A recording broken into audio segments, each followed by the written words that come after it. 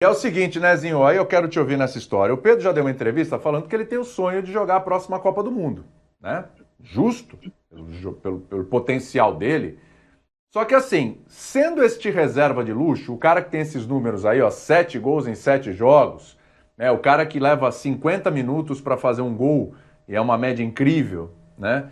É, esse cara, você acha que ele tem condição de ser convocado para a seleção brasileira, para uma Copa do Mundo? Se ele permanecer nessa situação, entrei, arrebentei. O Gabigol estava machucado, o Gabigol tomou cartão, entrei lá, fui bem e tal. Tem condição? Porque pensa benzinho, se ele é convocado para a seleção, automaticamente você tem que levar o Gabigol, então. Porque se ele é o reserva do Gabigol, significa que você tem que levar o Gabigol.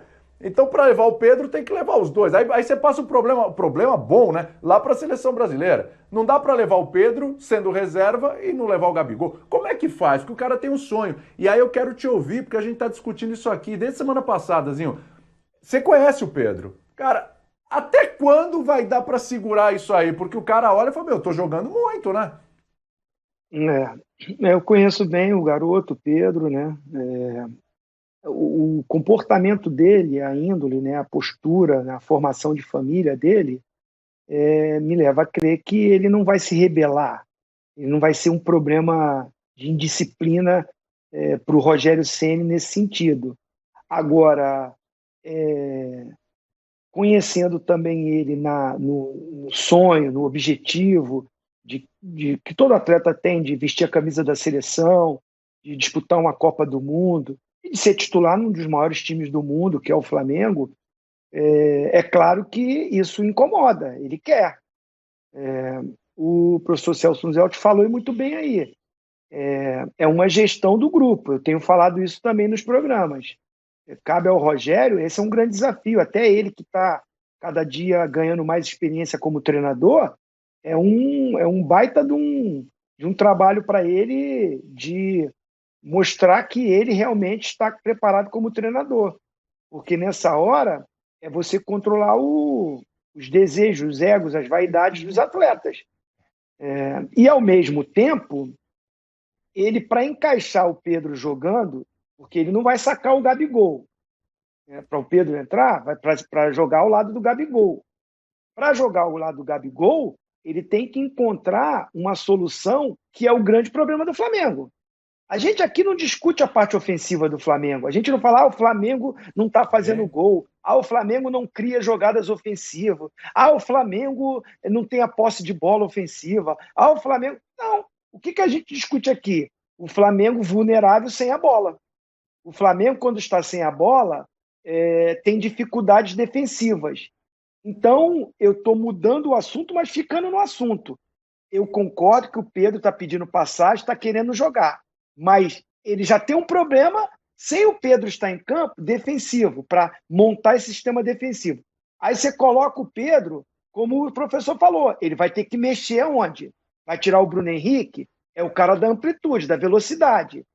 Vai tirar o Everton Ribeiro? É o que recompõe melhor de todos os que jogam ali na frente, defensivamente.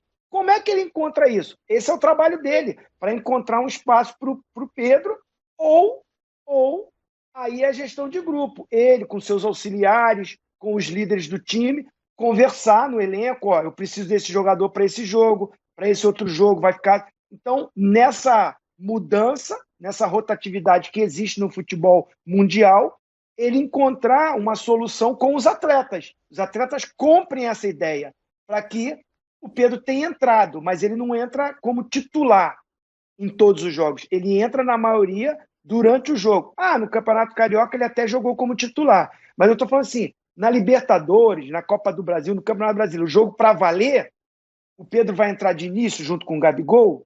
Essa é a questão. O William. Esse é o ponto. Oi, pode falar, Sormani. Então, eu falei muito, até criei um embate com o Zinho, né? Alguns programas, dizendo para ele que no começo eu achava viável. Hoje eu não acho mais. Não dá para o Gabriel e o Pedro jogarem juntos. Porque você vai mexer no Arrascaeta. Esse é o grande problema. O Arrascaeta talvez seja, ao lado do Gabriel, o melhor jogador do Flamengo.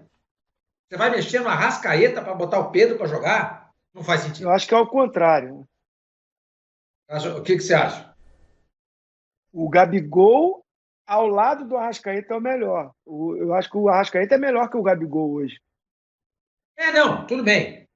Que seja a ordem dos tratores aí, tudo bem, não tem problema. O Arrascaeta hoje vive um momento melhor, não tem problema. Mas, enfim, são os dois melhores.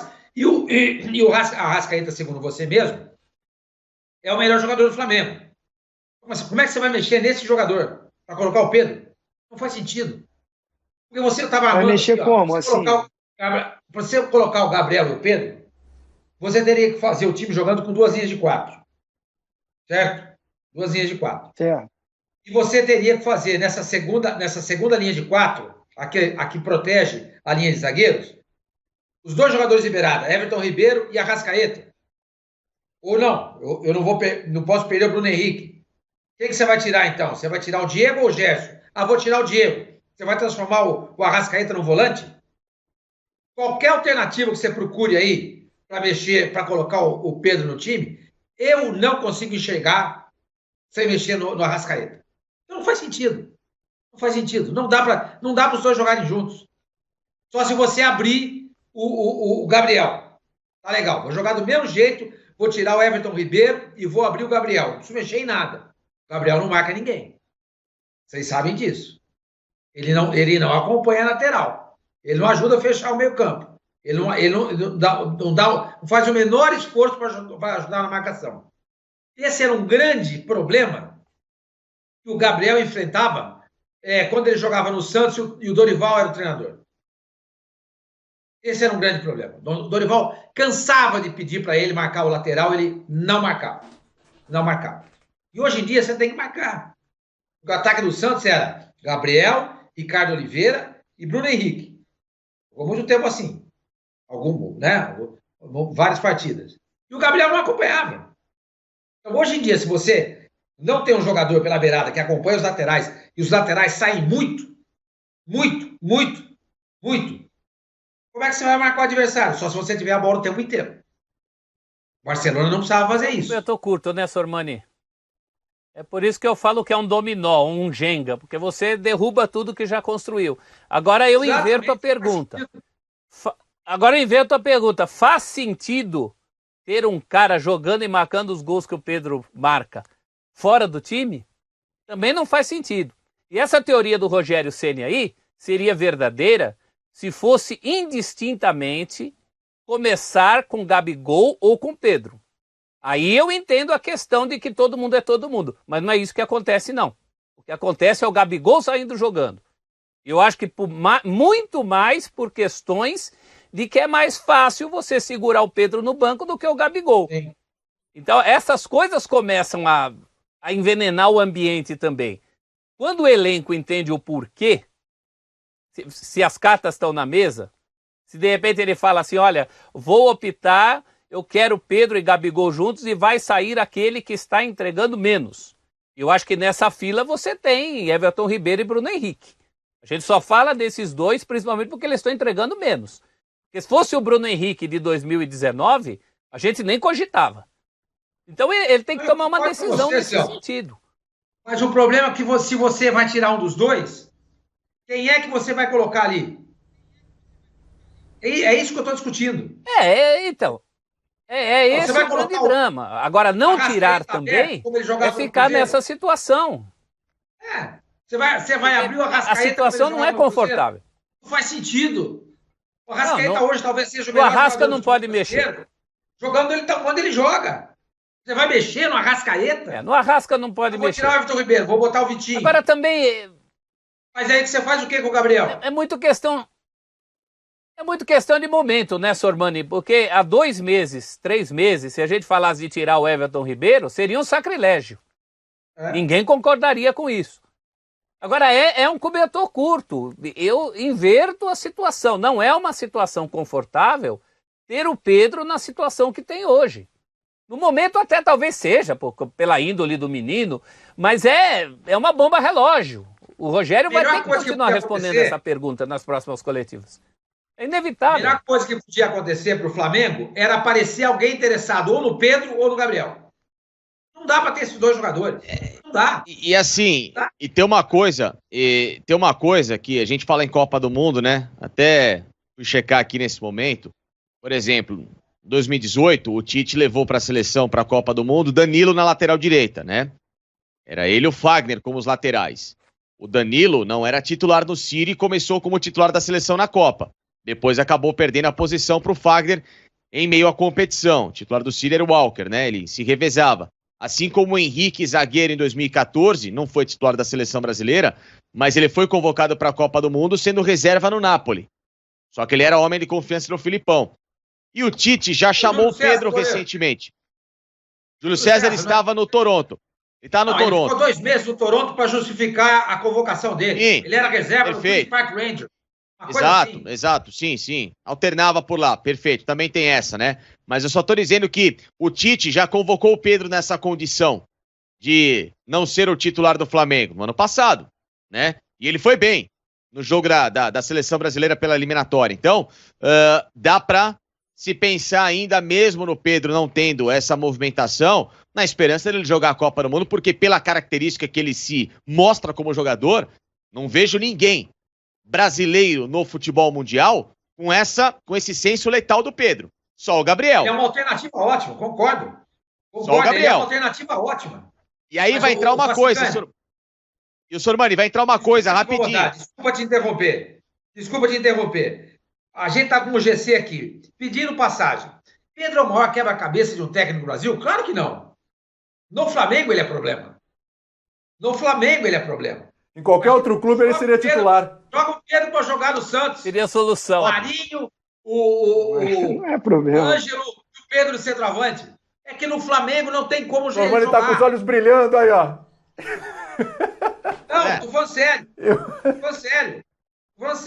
Ele é problema pro Flamengo porque o Flamengo tem na posição ali o jogador que é o Gabriel. Os dois não conseguem jogar junto. Eu não consigo ver isso. Problema não, né? Eu acho e outra que coisa, Sormani. Ele não é um quebra-cabeça. Problema não, gente. É um problema para o Flamengo. E além de tudo, ele é um jogador. E além de tudo, ele é um jogador que é bom de grupo. É um menino que não reclama, não se mete em polêmica, trabalhador pra caramba. E essa atitude dele fora de campo também é muito levada em consideração a própria seleção. Quando se questiona, por que o Gabigol não é tão chamado, não é chamado, e o Pedro é chamado? Essas coisas, elas também fazem diferença.